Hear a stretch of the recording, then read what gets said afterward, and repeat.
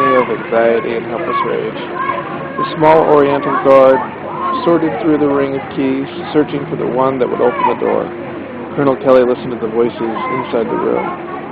Sarge, they wouldn't dare do anything to Americans, would they? Why are you reading it loud? What? Why are you reading out loud? This is a live stream. Oh, this is so annoying. I gotta go.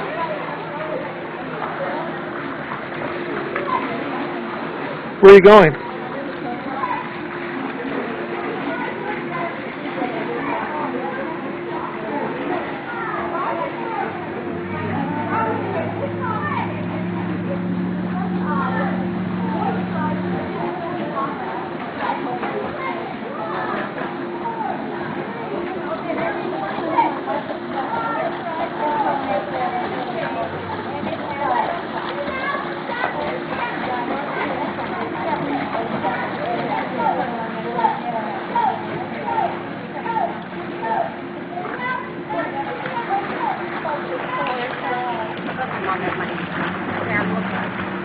Anyway, back to all the king's horses.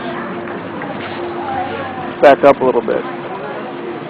Sarge, they wouldn't dare anything to Americans, would they? The voice was youthful, unsure. I mean, there'd be hell to pay if they hurt. Shut up. Want to make up Kelly's kids and have them hear you running off at the mouth that way? The voice was gruff, tired. They turned us loose pretty quick. What'd you bet, Sarge? Insisted the young voice. Oh, sure. Kid, they love Americans around here. That's probably what they want to talk about to Kelly. They're packing the beer and ham sandwiches into box lunches for us right now. All that's holding things up is they don't know how many with mustard, how many without. Seriously, why are you reading out loud for life? It's so annoying. What'd you say? Seriously, it's so annoying. We're going to live stream our entire lives. Ew. Is it streaming right now? Yeah, to the internet. So this is reality TV at its best. I think. I don't know if it's even working, but we'll see.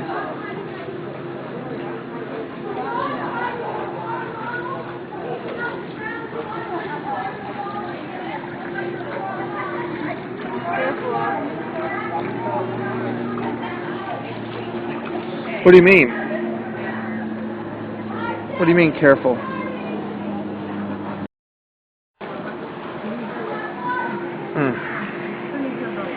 Crap, I lost the page.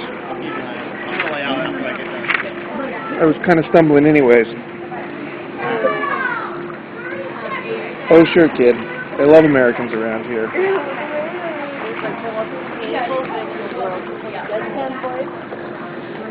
What's the most painful thing? What is? Okay. Oh, sure. Kid, they love Americans around here. Yeah. That's probably what they want to talk about. And they're packing the beer and ham sandwiches into box lunches for us right now. All that's holding things up is they don't know how many with mustard, how many without. How do you want yours? I'd just like to shut up. Okay, shut up. I'd just like to know what's going on. Is all. The young corporal coughed. Pipe down and pass that butt along, said a third voice irritably. There's 10 good puffs left in it.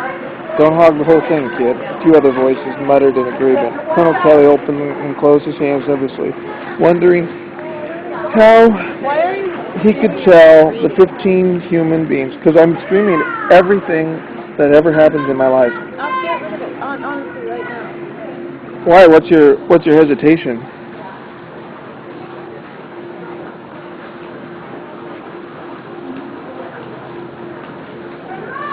Annie? Yeah. Wow. What's your hesitation? It's really invasive.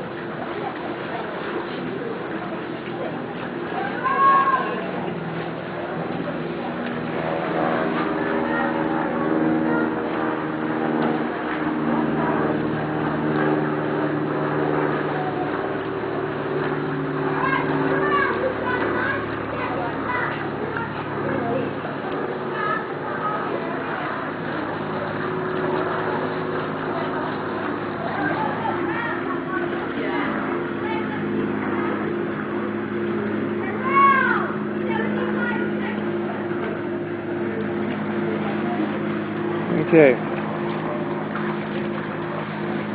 think it's better not to see the face.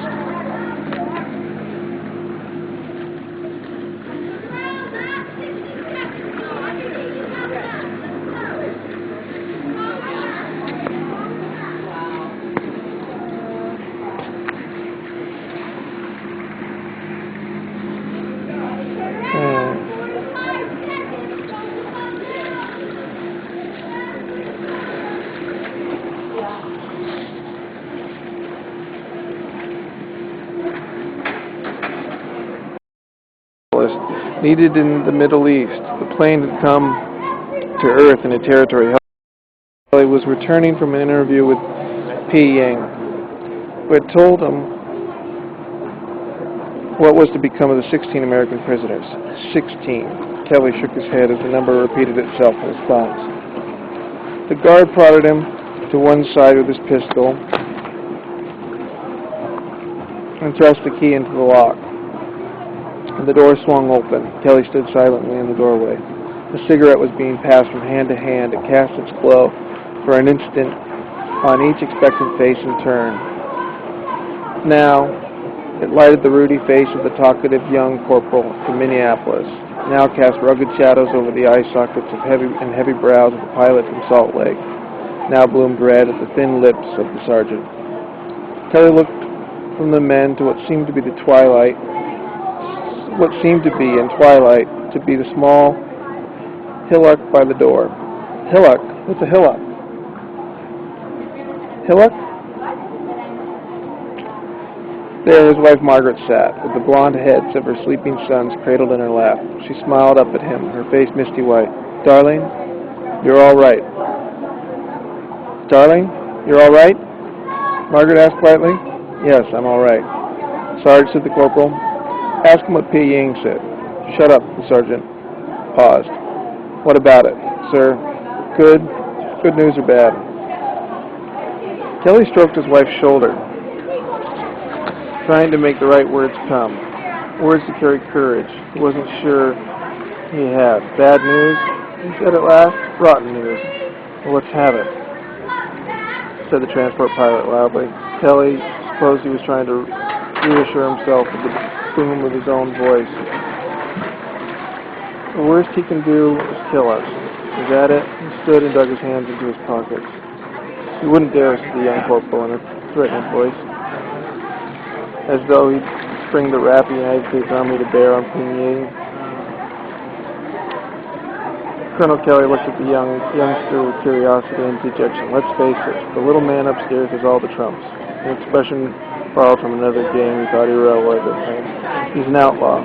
He hasn't got a thing to lose by getting the United States to sour at him. He's going to kill us.